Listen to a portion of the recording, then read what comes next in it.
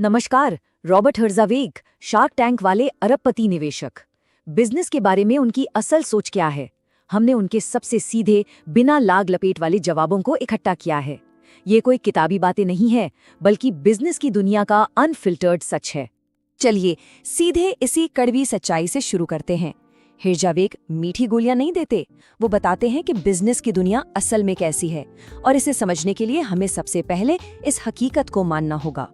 हमने हर्जावेग की पूरी सोच को इन 5 हिस्सों में बांट दिया है। ये एक तरह से एक सफल बिजनेस का पूरा रोड मैप है। तो चलिए शुरू करते हैं। तो सबसे पहले उन आम धारणाओं को तोड़ते हैं जो अक्सर नए एंटरप्रेन्योर्स को गुमराह कर देती हैं। हर्जावेग का नजरिया हकीकत के बहुत ज्यादा करीब है। अगर कोई ऐसे बिजनेस की तलाश में है जिसमें मेहनत कम लगे और कमाई ज्यादा हो, तो हर्जावेग का जवाब बहुत सीधा है, भाई ऐसा कुछ होता ही नहीं है। शुरू में तो हर नया काम आपकी पूरी जान मांगेगा, कोई शॉर्टकट है ही नहीं। ठीक है, तो अब बात करते हैं उन प्रैक्टिकल कदमों की जो किसी भी बिजनेस को जमीन से उठाने के लिए जरूरी होते हैं। और हाँ, ये सफर अक्सर मुश्किलों और बलिदानों से भरा होता है। एक बहुत बड़ा सवाल होता है, बिजनेस शुरू कैसे करें? लगता है बहुत मुश्किल है, पर हर्जावेग इसे 2 बहुत ही सिंपल स्टेप्स में तोड़ देते हैं। बस एक ग्राहक खोजो और उन्हें कुछ बेच दो। पता है, उन्होंने अपनी पहली टेक कंपनी भी बिल्कुल ऐसे ही शुरू की थी। सालों तक सोचते नहीं रहे, बल्कि सीधे एक बड़े क्लाइंट को फोन किया और उन्हें अपना प्रोडक्ट बेच दिया।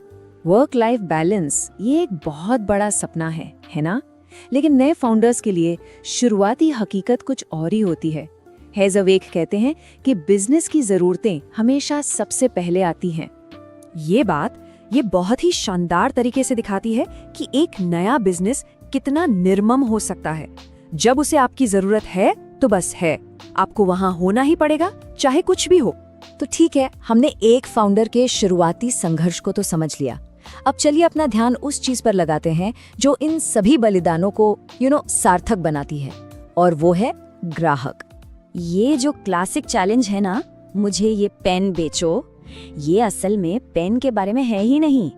पेन की खूबियां गिनाने से पहले सवाल ये पूछना होता है, मैं ये पेन बेच किसे रहा हूँ?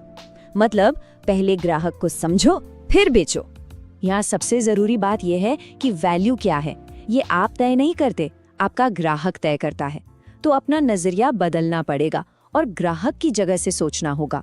यही पहला कदम है। हाँ, बहुत ज्यादा सेल्स होना अच्छी बात है, पर यह हमेशा सही प्रोडक्ट मार्केट फिट का सिग्नल नहीं होता।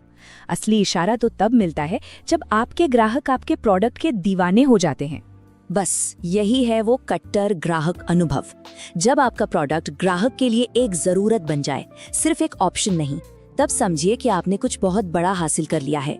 बिजनेस सिर्फ नंबर और प्रोडक्ट का खेल नहीं है, ये एक माइंडसेट का खेल भी है। तो चलिए आप एंटरप्रेन्योरशिप के साइकोलॉजिकल एस्पेक्ट्स पर हर्जावेग की राय जानते हैं।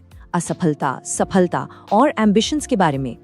आजकल असफलता को बहुत ग्लोरीफाई किया जाता है ना, लेकिन हर्जावेग का नजरिया ज्यादा प्रैक्टिकल है। वो कहते हैं कि बड़ी असफलता मतलब बिजनेस का पूरी तरह से डूब जाना कोई अच्छी बात नहीं है। और इस बारे में वो बहुत ही सीधे हैं। ये एक बिल्कुल अनफिल्टर्ड बयान है। वो ऐसे लोगों पर दाव नहीं लगाना चाहते हैं जिन्होंने एक बिजनेस को पूरी तरह से डुबो दिया हो। वो छोटे मोटे बदलाव और उससे मिली सीख को ज्यादा महत्व देते हैं, पूरी तबाही को नहीं। तो क्या लगता है, सफलता का मतलब है कि सारी समस्याएं खत्म? नहीं, सच तो ये है कि सफलता आपके व्यक्तित्व को और बढ़ा देती है। अगर आप अच्छे हैं तो और अच्छे बन जाते हैं, और अगर बुरे हैं तो और बुरे, और हाँ, समस्याएं भी बड़ी हो जाती हैं। जब उनसे पूछा गया कि अगर मौका मिले तो वो क्या अलग करेंगे, तो उनका जवाब काफी हैरान करने वाला था। उन्होंने कहा कि वो और बड़ा सपना देखते।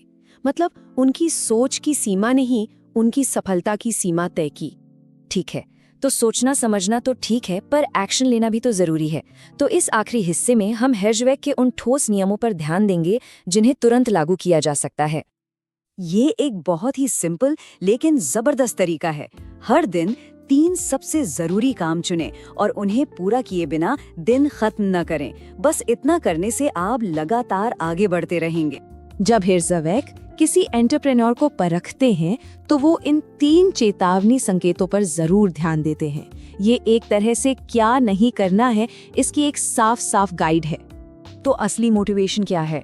ये उन बुरे दिनों में भी उठकर काम करने की हिम्मत है जब कुछ भी सही नहीं हो रहा होता। जब हर तरफ से निराशा महसूस हो रही हो तब भी आगे बढ़ते रहना, वही सच्ची प्रेरणा है। और हम इस विचार को जगाने वाले सवाल के साथ इसे खत्म करेंगे। हेर्ज़वेग का कहना साफ है, असरदार तरीके से बात करना आपकी जिम्मेदारी है। अगर लोग आपको नहीं सुन रहे हैं तो ये उनकी नहीं, आपकी समस्या है।